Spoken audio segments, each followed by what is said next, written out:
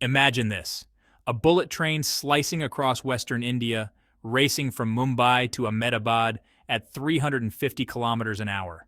Travel time slashed from 8 hours to just 2, a gleaming promise of progress meant to propel India into the future. But here's the twist: the train isn't moving. In fact, it's stuck before it even leaves the station.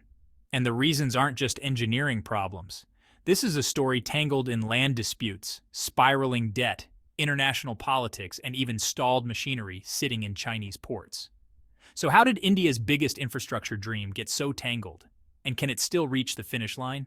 Back in 2015, the Indian government unveiled its grand vision, a $15 billion bullet train project, the first of its kind in the country. Backed by Japan's Shinkansen technology and heavily financed by Japanese loans, it was pitched as a project that would change how India moves. The timeline was ambitious: completion by 2023 or 2024. By then, India would join the elite club of nations running high-speed trains, right alongside Japan, France, and China. It was a dream that captured headlines and electrified imaginations. But like many dreams, the cracks began showing early. On paper, the finances seemed manageable. Japan's JICA agreed to lend India $14.6 billion at extremely low interest rates, repayable over decades. But delays are expensive. Each year without progress means interest piles up, land costs rise, and inflation bites into every budget line. From $15 billion, projections have now ballooned beyond $20 billion. State governments are stretched thin, forced to fund their share while struggling with their own deficits. The rupee's decline against the dollar makes repayment heavier, and economists warn the project risks becoming a fiscal burden rather than a futuristic asset. It's not just about debt. Every year of delay costs billions in lost opportunity: factories that could have benefited from faster logistics, tourism that never materialized, and workers left waiting for promised jobs. In India's cities, the bullet train is often seen as a badge of progress.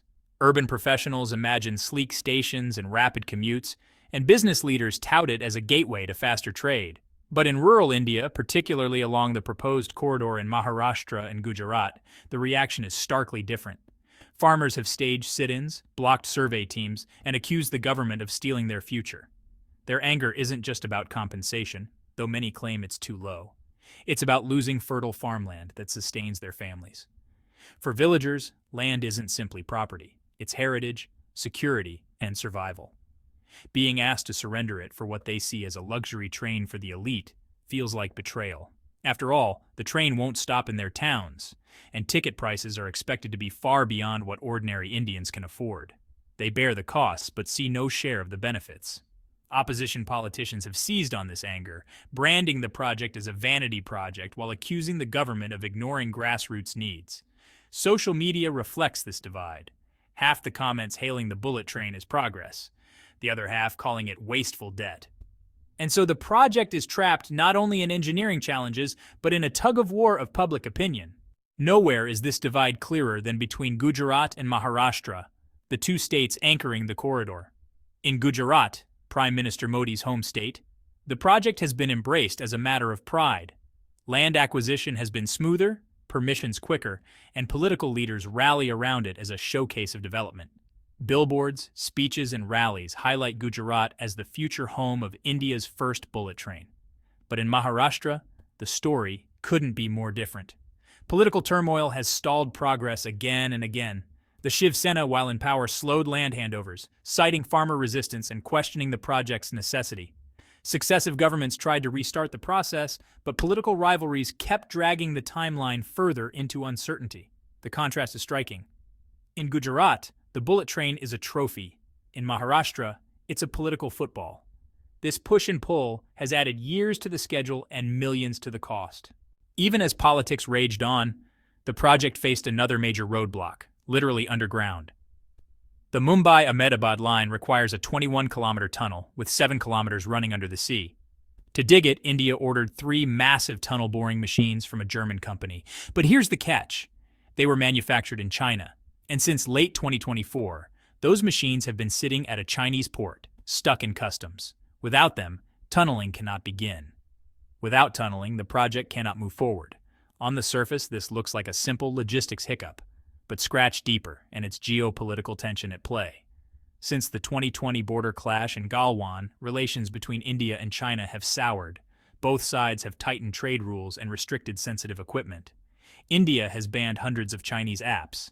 China, in turn, has tightened export checks. The tunnel boring machines are caught in this frost. China claims it's enforcing standard checks. Indian officials argue it's deliberate obstruction. Rumors swirl that China is holding the machines as leverage, punishing India for defaults on earlier equipment deals, or simply to slow down a project that involves Japan, China's regional rival. And while the two governments trade blame, the machines gather dust in warehouses, adding months, if not years, to the timeline. Through it all, Japan has played the role of steady partner. Its engineers are on the ground, its loans are funding construction, and its technology forms the backbone of the project. Tokyo even offered to supply older Shinkansen trains as temporary solutions. But behind Japan's polite diplomacy lies growing unease. Each delay means ballooning costs. Japanese taxpayers are indirectly financing a project that's slipping further into uncertainty.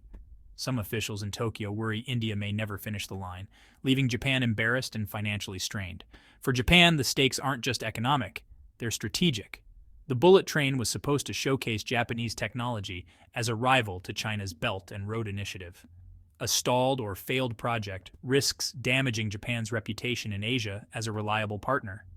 Whispers in Japanese media suggest Tokyo is privately pressing India to resolve land issues, clear the TBM deadlock, and speed up construction, or risk losing credibility. Meanwhile, the human impact is growing. Construction companies that geared up for massive contracts now face idling equipment. Suppliers of steel, cement, and electrical systems see orders delayed or canceled. Workers hired for bullet train jobs are left waiting, their paychecks uncertain. Every delay ripples through the economy. Analysts warn that if the project stretches into the 2030s, the financial returns may never justify the cost.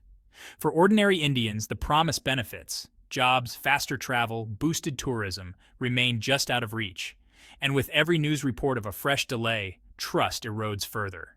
The Mumbai-Ahmedabad bullet train was meant to be more than a project. It was meant to be a statement, a declaration that India could leap into the future of transportation and match the world's best. But today, it stands at a crossroads. For some, it's still a beacon of progress, worth every rupee and every delay. For others, it's a costly illusion, draining resources while delivering nothing. The stakes go far beyond trains and tracks. This is about debt and diplomacy, pride and politics, technology and trust. Will India clear the hurdles and finally board its first bullet train by 2030? Or will this dream remain stuck in stations, tunnels, and paperwork forever? Tell me what you think.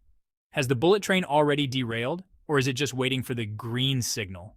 And if you found this breakdown insightful, make sure to hit subscribe and turn on notifications, because we've got more stories coming.